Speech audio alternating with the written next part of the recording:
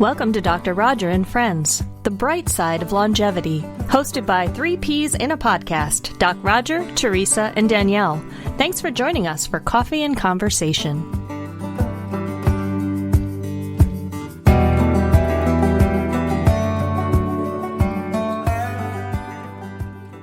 Hi there, I'm Dr. Roger Landry, and welcome to We're All in This Together. And I think we know more and more that we are. However, we're also finding that it seems as if some people are heading in a different direction than others, and maybe we're not all in this together. And we're seeing some very animated responses to issues like masks and whether you wear them or not, and whether we should shut down the economy for a very small section of our population. And so you've probably either had some animated conversations or saw some animated conversations. And so really, what's going on here? Well, as I'm want to say, and that most of what we see in our human behavior goes way back.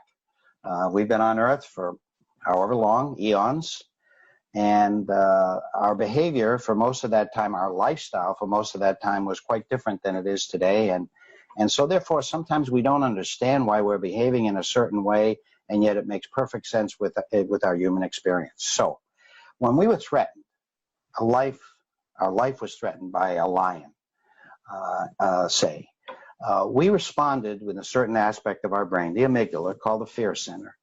And basically that made us that attached to other parts of our body, where we would get our cortisol and our endorphins and our epinephrine, everything going so that we could either fight or flight or freeze, but to save ourselves. And it was all or none. We had to bring all hands on deck in order to save ourselves from this physical threat. Well, it turns out that it's not just a physical threat. It's also an intellectual threat. What do I mean by that? Well, we're all different. We all had different experiences. You could almost say that there are 8 billion plus different people on this earth. They are different people, but totally different in their makeup, even though there are a lot of similarities. But we develop, because of our upbringing, our experiences, core beliefs that are very like foundations of who we are. Like we have a house and we put it on a foundation, and it's on these core beliefs. And if those core beliefs are threatened, or we feel they're threatened, even if they're not truly, we react pretty much the same way. It's all hands on deck. It's a strong response. It's animated. And we feel that our very survival, even though it may not be at a conscious level, but our very survival is depending upon us resisting this threat, protecting our core beliefs. So that's really what's behind a lot of what we might be seeing, and we need to discuss this further and what we can do about it. Don't you think? How do we manage this? How do we understand this and manage this? Danielle? Yeah, I like what you said about core beliefs, because I mean that's from the time when we were children. How we think of ourselves, how we view the world, and how we view each other. You know, so did you grow up thinking that the world is unsafe or safe? To trust somebody or not trust somebody? Am I a good person or am I a terrible person? And those things are really rigid and hard to unravel. And there is a lot out there that's either accurate and some not so accurate sources. And unfortunately, when we have so much access to social media, we don't always know where things are coming from, if they're true, what's true and what's right or not. So I was going to offer one tip as far as when you do see these things online that kind of you're not sure about, check the source. You know, if it's coming from angry guy who hates everybody is their social media handle, I would question the source versus if it comes from Harvard Business Review or, you know, usually a .gov, a .edu, an academic or medical source. If it's a business, you might want to ask, okay, well, what's their purpose of their business? Are they slanted in a certain way for a reason? So just to use a little bit of discernment when you're actually scrolling and gathering your ammunition for your next argument. And the second thing, knowing that we have those core beliefs, we don't have a choice. It as far as it comes in, there's an emotional reaction before there's an intellectual reaction. That's just physiology. But what we can do is pause you can still feel that anger or whatever that reaction is, but you don't have to react. You can take a deep breath, calm down, and then address it from a more positive perspective. For some people, that might be taking a few breaths. For some people, they need to leave the conversation and come back later. So it's just a question of kind of knowing yourself and knowing how you're feeling. And if your mind is racing and you're all jittery, that might not be the time to engage in any kind of discussion. Yeah, for sure. And finally, I would say give yourself permission to start to challenge yourself very gently. So you don't have to say, I'm right, you're wrong. You can say, well, what else might be true?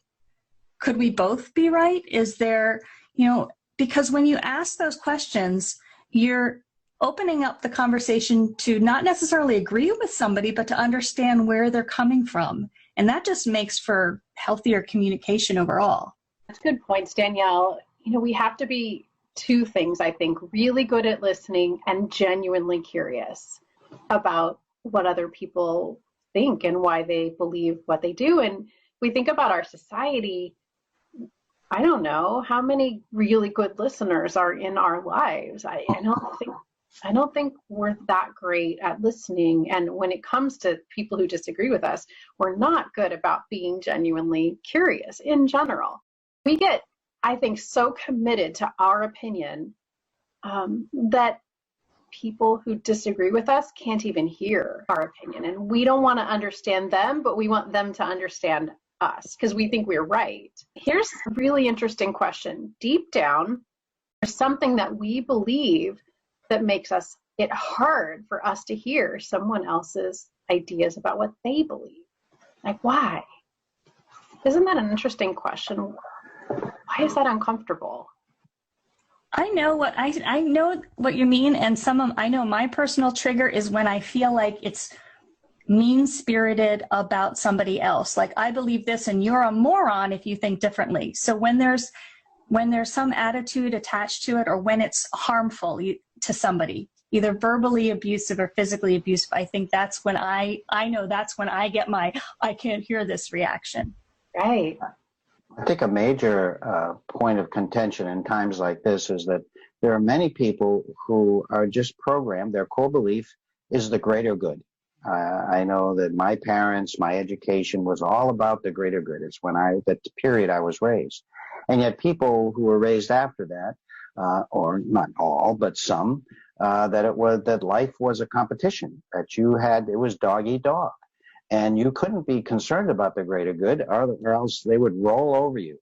And that they feel that is the basic thing. And that is grounds for what we're seeing now. And it's just, once again, your core beliefs that were developed over time through education, experience, parents, and all that. And it's deeply, deeply rooted. And so I think it's just a matter of, as always, things are a whole lot better if you have true communication between people. At least try to understand. You don't have to buy into it, right? You don't have to say you're right. I changed my mind. That doesn't happen. It's probably not. But to just understand that this person isn't as irrational or as mean as you really thought when you really hear why they feel the way they do. That's so true. I think sometimes we want to eliminate other people's voices so that we don't get upset, right? As if we are a victim of their opinion. And that's not necessarily true. If we listen and really hear them and allow them that space to speak whatever, is true for them, it doesn't mean that we're agreeing with them, and it doesn't mean that we're consenting. We're just truly listening from a place of curiosity. And I think to your point, Danielle, maybe we don't want to listen to others in an effort to stamp out those voices of hate and fear, but we also doesn't work to hate the haters, and it doesn't work to judge those who are judging. It is well intended. We can never fight hate with hate, and we can never fight judgment with judgment. We can disagree with people and still love them and still make room for their thoughts. We can try to understand what's true for them rather than focusing on what we believe. It's not fine to say, if you don't believe the same as me, I don't want to hear your ideas. It's so much easier to love people when we understand them. And understanding them isn't about convincing them. So as we see some of the very animated interactions that we see on TV and out there, and we feel ourselves getting all churned up, I think it's about realizing where all this is coming from. It's deep-rooted evolutionarily. It's about core beliefs that where everyone is different depending upon their experiences, and those core beliefs are very important to all of us. And when they're felt under threat, this is the sort of thing that we happen, this kind of butting heads. So if we, as we've alluded to, if I could really summarize, I think it's about understanding about this, where this comes from, understanding that it's natural and physiologic, and it's basic to who we are as humans, that if we treat each other with respect, if we truly listen to others, take a breath when we want to blow up, and then listen to what they have to say, and maintain that respect, and realize that you're going to walk away from each other not convinced that the other one is right, probably not, absolutely not, but understanding a little more that you understand why that person feels that way, and that you're not going to be able to probably change those core values, but at least you understand, and you can deal with each other with respect and on a human level, and without injuring yourself with this stress and this anger, which only hurts you and the world around you. Thank you, ladies. Always a pleasure. I learned a lot today. Thank you all for listening. Bye now.